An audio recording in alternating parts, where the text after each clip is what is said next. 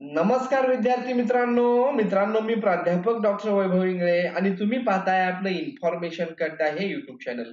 मित्रांनो, LLB 3 year CAP राऊंडची process institute level round ही संपलेली होती. परंतु थोड्याफार प्रमाणात जागा शिल्लक आहेत. बऱ्याचशा विद्यार्थ्यांना पूरजन्य परिस्थितीमुळे कॉलेजमध्ये जाऊन ऍडमिशन घेता आलेलं नव्हतं आणि त्याचबरोबर काही विद्यार्थ्यांच्या कन्व्हर्जन सर्टिफिकेट मध्ये चुका झालेल्या होत्या. त्यामुळं कॉलेजनी त्यांचं ऍडमिशन रिजेक्ट केलं होतं.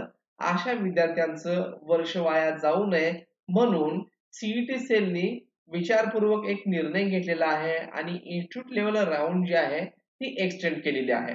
आणि मग याची ऍक्टिव्हिटी काय असणार आहे, तर विद्यार्थ्यांना 3/10/2025 पासून ते 5/10/2025 पर्यंत जसं आपण पाठीमागच्या राऊंड मध्ये म्हणजेच इन्स्टिट्यूट लेवल राऊंड मध्ये कॉलेज सिलेक्ट केले होते आणि कॉलेज ऑप्शन आपला कन्फर्म केला होता, त्या पद्धतीनं परत एकदा नवीन कॉलेज ऑप्शन, नवीन कॉलेज चॉईसेस द्यायचे आहेत. त्याशिवाय तुम्ही या ठिकाणी पार्टिसिपेट होऊ शकणार नाही. आणि मग आज जो आहे तो 5/10/2025 म्हणजेच कॉलेज ऑप्शनची लास्ट डेट आहे. तुम्ही आणखीन कॉलेज ऑप्शन भरले नसतील तर ते कॉलेज ऑप्शन भरून घ्या. ते कशा प्रकारे भरायचे ते याच व्हिडिओमध्ये मी तुम्हाला सांगणार आहे. त्यानंतर पुढची जी प्रोसेस असणार आहे ती म्हणजे कॉलेज जनरेट मेरिट लिस्ट, त्याची डेट आहे ती म्हणजे 6/10/2025 म्हणजे उद्या कॉलेजच्या वेबसाईटला त्याचबरोबर सीईटी सेलच्या वेबसाईटला कॉलेज वाईज मेरिट लिस्ट तुम्हाला दिसून येईल आणि मेरिट चेक करून आपल्याला कॉलेजमध्ये ऍडमिशन घेण्यासाठी उद्यापासून म्हणजे 6/10/2025 ते 8/10/2025 या वेळेमध्ये जाऊन ऍडमिशन घ्यायचं आहे. तुम्ही जर 9 तारखेला गेलात तर तुम्हाला ऍडमिशन भेटणार नाही, कारण 8/10/2025 ही ऍडमिशन घेण्याची शेवटची डेट आहे. मग मित्रांनो, आता हे ऍडमिशन घेत असताना काय करायचंय आपल्याला, तर आपल्याला काही गोष्टींची काळजी घ्यायची आहे. एक म्हणजे तुम्हाला कॉलेज ऑप्शन फॉर्म भरायचा आहे आणि तो भरत असताना काय काळजी घ्यायची आहे ते मी तुम्हाला लगेच सांगणार आहे. त्या अगोदर आपण कॉलेज ऑप्शन फॉर्म कशा प्रकारे फिल करायचा ते या ठिकाणी चेक करून घेऊयात. याची प्रोसेस मी तुम्हाला लाईव्ह करून दाखवतोय. तर तुम्ही जेव्हा लॉग इन मध्ये याल तर तुमच्या समोर अशा प्रकारचा इंटरफेस येईल आणि इथे सिलेक्ट कॉलेजेस नावाचं ऑप्शन तुम्हाला दिसेल. आता इथं तुम्हाला काय करायचंय, तुम्हाला ज्या कॉलेजमध्ये ऍडमिशन घ्यायचं आहे त्या कॉलेजचं या ठिकाणी सर्व डिटेल टाकायचे आहेत किंवा फक्त युनिव्हर्सिटी सिलेक्ट करून तुम्ही सर्च कॉलेजेस असं सिलेक्ट करू शकता. मग इथं तुम्हाला कॉलेजच्या चॉईसेस असणार आहेत त्या ऍड करून घ्यायच्या आहेत. मग इथं ऍड सिलेक्टेड ऑप्शनचा ऑप्शन आहे. तुम्ही हा कॉलेज ऍड केलात. त्यानंतर तुम्हाला जर दुसरी युनिव्हर्सिटी हवी असेल किंवा दुसऱ्या युनिव्हर्सिटी मधलं कॉलेज हवं असेल तर तुम्ही ते देखील या ठिकाणी टाकू शकता आणि सर्च कॉलेज केल्यानंतर त्या युनिव्हर्सिटी मधील कॉलेजची लिस्ट आली आहे. तर मी रॅन्डमली कुठलं तरी आता इथे सिलेक्ट करतोय आणि इथं ऍड सिलेक्टेड ऑप्शन्स असे मी 2 कॉलेज ऑप्शन सिलेक्ट केलेले आहेत. एवढं केलं म्हणजे तुमचं काम संपलं का? तर नाही. तुम्ही जे कॉलेज ऑप्शन सिलेक्ट केलेत ते या ठिकाणी आलेले आहेत आणि जर यापैकी तुम्हाला डिलीट करायचं असेल तर तुम्ही यावरती क्लिक करून डिलीट सिलेक्टेड ऑप्शन्स करून तो ऑप्शन कट करून टाकू शकता. मग इथं आता सर्वात इम्पॉर्टंट जी प्रोसेस आहे ती म्हणजे कन्फर्म चॉईसेस. पाठीमागच्या राऊंड मध्ये काही विद्यार्थ्यांचे मेसेज होते की सर आम्ही इथपर्यंत केलं की आम्ही कॉलेज सिलेक्ट केले, शॉर्टलिस्ट करून घेतले, परंतु कन्फर्म करायला विसरलो होतो, तर आता आम्ही काय करावं? तर त्या विद्यार्थ्यांना मी रिप्लाय दिलेला होता की तुम्हाला आता काही करता येणार नाही, कारण कन्फर्म करण्याची डेट निघून गेलेली आहे. त्यामुळे तुम्ही शॉर्टलिस्ट ऑप्शन केल्यानंतर इथं कन्फर्म चॉईसेसचा ऑप्शन आहे, यावरती क्लिक करून इथं कन्फर्म करा. कन्फर्म केल्यानंतर मित्रांनो आता या ठिकाणी प्रिंट शॉर्टलिस्टेड ऑप्शन्स हा ऑप्शन तुम्हाला आलेला आहे. याचाच अर्थ तुमचं आता कॉलेज सिलेक्शन जे आहे ते कम्प्लीट झालेलं आहे. हे तुम्हाला अनलॉक युअर चॉईसेस असा ऑप्शन आला म्हणजेच तुमचा फॉर्म लॉक झालाय. जर तुम्हाला आणखीन नवीन कॉलेज ऑप्शन द्यायचे असतील तर तुम्ही अनलॉक युअर चॉईसेस यावरती क्लिक करून आणखीन कॉलेज ऍड करून घेऊ शकता. पण आता हे कॉलेज चॉईस देत असताना तुम्हाला एका गोष्टीची काळजी घ्यायची आहे. तर काय काळजी घ्यायची आहे ते आपण पाहूयात. तर तुम्हाला अगोदर चेक करायचंय की तुम्ही ज्या कॉलेजला तुमचं चॉईस देताय, प्रेफरन्स देताय, त्या कॉलेजमध्ये जागा शिल्लक आहेत का? जागा शिल्लक असतील तर त्याच कॉलेजला तुम्ही कॉलेज चॉईस द्या. नसेल तर तुम्ही 10-20 कॉलेज ऑप्शन सिलेक्ट करताल आणि त्यामध्ये एकही जागा नसेल तर त्याचा काही उपयोग होणार नाही. त्यासाठी तुम्हाला करंट व्हॅकन्सी रिपोर्ट हे तुम्हाला पीसी किंवा लॅपटॉप मध्ये ओपन करायचंय, मोबाईल मध्ये हे ओपन होणार नाहीये. करंट व्हॅकन्सी रिपोर्ट यावरती सिलेक्ट केल्यानंतर आता मी तुम्हाला दाखवतो की आपली चूक कुठं होते.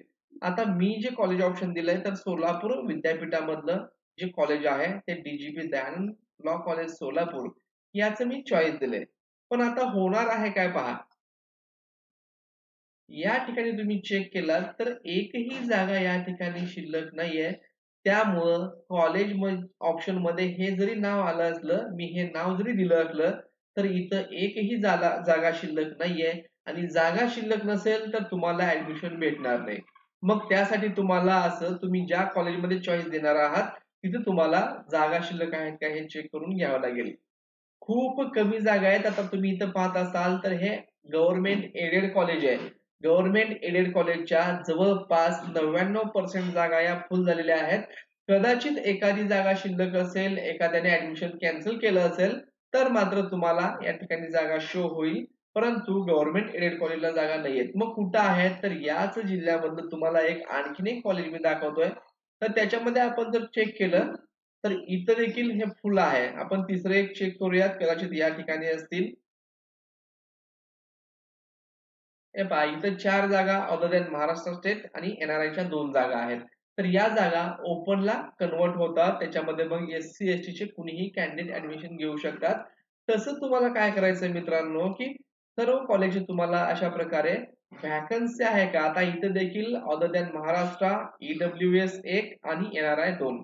आणखीन एक गोष्ट, ईडब्ल्यूएस ची जागा असेल आणि तुम्ही जर ईडब्ल्यूएस नसाल तर ती जागा फक्त ईडब्ल्यूएस ला भेटते. ती जागा तुम्हाला भेटणार नाही. त्यामुळे त्या कॉलेजचं चॉईस मध्ये तुम्ही प्रेफरन्स मध्ये चॉईस देऊ नका. आणखीन एक आपण पाहूयात की राजश्री शाहू लॉ कॉलेज बार्शी आहे. या ठिकाणी कुठल्या कॉलेज जागा आहेत का? तर इथे देखील फक्त ईडब्ल्यू ची जागा आहे. तुम्ही जर ईडब्ल्यूएस असाल तर तुम्हाला ही जागा तुमच्यासाठी राखीव असते. इतर जागा सर्व ओपनला कन्व्हर्ट होऊ शकतात. एससी ची एसटी ला, एसटी ची व्हीजे ला, एनटीव्ही ला असे इंटरचेंज होऊन कुठलेच कॅन्डिडेट नाही मिळाले तर या ओबीसीची वगैरे जागा शेवटी ओपनला कन्वर्ट होऊ शकते. परंतु फक्त ईडब्ल्यूएस ची अशी जागा आहे ती इतर कुठल्याही कॅटेगरीला कन्वर्ट होत नाही. तसा गव्हर्नमेंटचा रूल आहे की ही जागा फक्त ईडब्ल्यूएस कॅन्डिडेटनी भरायची आहे. ते जर विद्यार्थी नाही आले तर ती जागा तशीच व्हॅकंट ठेवायची आहे. ती दुसऱ्याही कुठल्याही कॅटेगरीला कन्वर्ट करता येणार नाही. त्यामुळे महत्वपूर्ण काळजी काय घ्यायची आहे तुम्हाला, की अशा प्रकारे कॉलेज तुम्हाला ऑप्शन सिलेक्ट करत असताना व्हॅकन्सी आहे का नाही ते चेक करायचं आहे. आणि मग जेव्हा तुम्ही कॉलेज ऑप्शन फॉर्म फिल कराल आणि उद्या कॉलेजची लिस्ट लागेल, मग तुम्हाला त्या कॉलेजमध्ये जागा असतील आणि तुमची जर रँक किती आहे, आता रँक किती आहे, काय आहे याचा काही इथं मॅटर करत नाही. तुम्ही कॉलेजमध्ये व्हिजिट करून तुम्ही चौकशी करू शकता. तुमच्या अगोदरचे विद्यार्थी त्या ठिकाणी आले नसतील तर तुमचं नाव तिथं लिहून घेतील. त्यानंतर तुम्हाला कॉल करतील किंवा शेवटच्या दिवशी किंवा रोजच्या रोज 1-2 दिवस तुम्ही कॉलेजमध्ये जाऊन या, चकरा मारून या आणि जागा शिल्लक असेल तर शेवटच्या दिवशी का होईना तुम्हाला त्या ठिकाणी ऍडमिशन भेटणार आहे. आणखीन एक या ठिकाणी महत्वाची गोष्ट आहे, की आता देखील तुमच्याकडे पैशांची डिमांड केली जाऊ शकते. पैसे द्यायचे आहेत का नाहीयेत हे तुमची चॉईस आहे. मी तर सजेस्ट करेन पैसे देऊ नका. लाख रुपये, 2 लाख रुपये, 3 लाख रुपये इतकी भरमसाठ फी मागितली जाते.